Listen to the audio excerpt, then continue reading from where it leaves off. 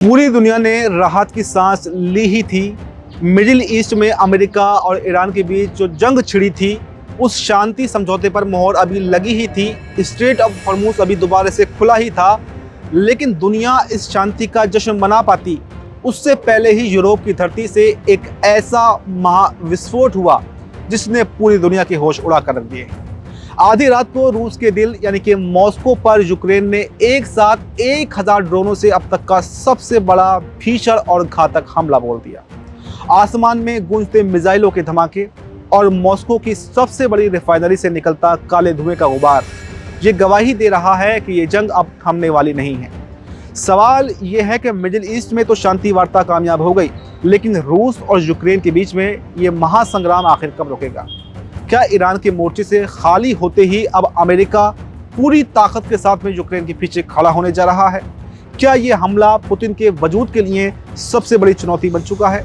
आइए इस महा हमले के पीछे के ग्लोबल कूटनीतिक खेल और मिलिट्री स्ट्रेटेजी को बेहद आसान भाषा में डिकोड करते हैं।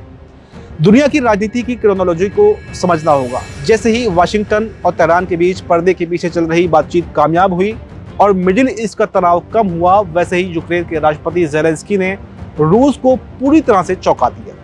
रूस के रक्षा मंत्रालय ने आधिकारिक तौर पर यह माना है कि यूक्रेन ने एक साथ करीब 1000 सुसाइड ड्रोन और क्रूज मिसाइलों से रूस के एयर डिफेंस सिस्टम को पूरी तरह से ओवरलोड कर दिया।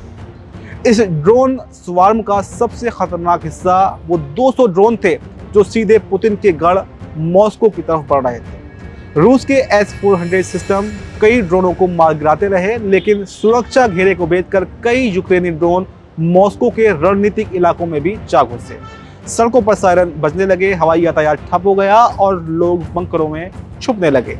ज़ेलेंस्की ने साफ शब्दों में कहा कि मिडिल ईस्ट में शांति का मतलब ये नहीं है कि यूक्रेन अब झुक जाएगा, ये रूस के जुल्मों का सबसे करारा और तगड़ा जवाब है। इस पूरे हमले का सबसे बड़ा और संवेदनशील निशाना बना मॉस्को का कपोतानिया इलाका, जहां पर रूस की सबसे बड़ी ऊर्जा कंपनी की विशाल तेल रिफाइनरी भी स्थित है। यूक्रेन के ड्रोनों ने सीधे इस रिफाइनरी के फ्यूल डिपो और मलबे को ढेर में तब्दील कर दिया। ये रिफाइनरी पूरे मॉस्को और रूसी सेना के लिए ईंधन सप्लाई का सबसे बड़ा लाइफलाइन केंद्र माना जाता है। कूटनीतिक एक्सपर्ट्स का मानना यह है कि यूक्रेन खुद अकेले इतने बड़े पैमाने पर 1000 ड्रोनों का सटीक ऑपरेशन नहीं कर सकता। इसके पीछे अमेरिका और नाटो का जरूर कोई ना कोई हाथ रहा होगा। यूक्रेन ने अपनी सैन्य रणनीति पूरी तरह से अब बदल दी है। अब वो जमीन पर कब्जा करने के बजाय सीधे रूस के एनर्जी इंफ्रास्ट्रक्चर को टारगेट करने में लगा हुआ है, ताकि पुतिन के टैंकों और फाइटर जेट्स को मिलने वाला तेल पूरी तरह से बंद हो जाए और रूस की आर्थिक कमर टूट जाए।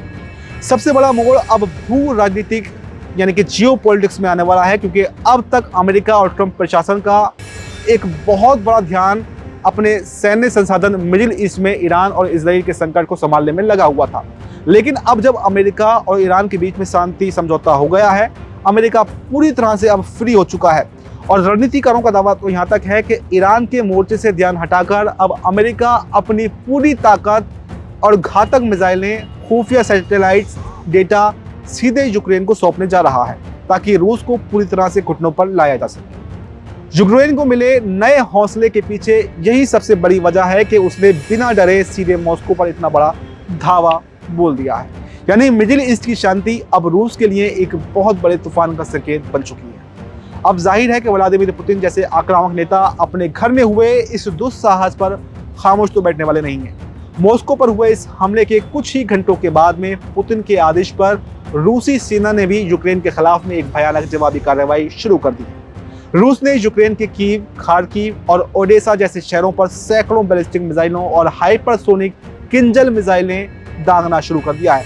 लेकिन बड़ा सवाल यह है कि क्या पारंपरिक मिसाइलों से पुतिन का गुस्सा शांत हो जाएगा, या फिर अमेरिका के इस बढ़ते दखल को देखते हुए रूस अपनी न्यूक्लियर डॉक्ट्रिन के तहत कोई और भी विनाशकारी हमले कर सकता है, कोई बड़ा कदम यूक्रेन के खिलाफ उठा सकता है। अब ये युद्ध सिर्फ दो देशों की सीमा की लड़ाई नहीं रह गया है, बल्कि अगर देखें तो ये दो महाशक्तियों के बीच का एक 5th जनरेशन वॉरफेयर भी बन चुका है। मिडिल ईस्ट में शांति समझौता होना एक सुखद खबर थी, लेकिन मॉस्को पर हुआ ये रात भर का ड्रोन हमला ये साफ संकेत दे रहा है कि दुनिया अभी महायुद्ध के खतरे से बाहर नहीं आई है, बल्कि उसमें और भी ज़्यादा धंसती जा रही है। अमेरिका का अगला कदम और पुतिन का गुस्सा ये तय करेगा कि युद्ध आगे कितना चलने वाला है। क्या ये युद्ध बातचीत की टेबल पर आएगा या फिर एक तीसरे विश्व युद्ध के मुहाने पर जाकर भी खड़ा हो सकता है। इस मिडिल ईस्ट के युद्ध के बाद में इस युद्ध को लेकर आपकी क्या राय है और इस रिपोर्ट पर आपका क्या कुछ कहना है? आपकी जो भी राय हो हमें कमेंट बॉक्स में ज़रूर बताएं और देखते रहें ZMPCG। नमस्कार।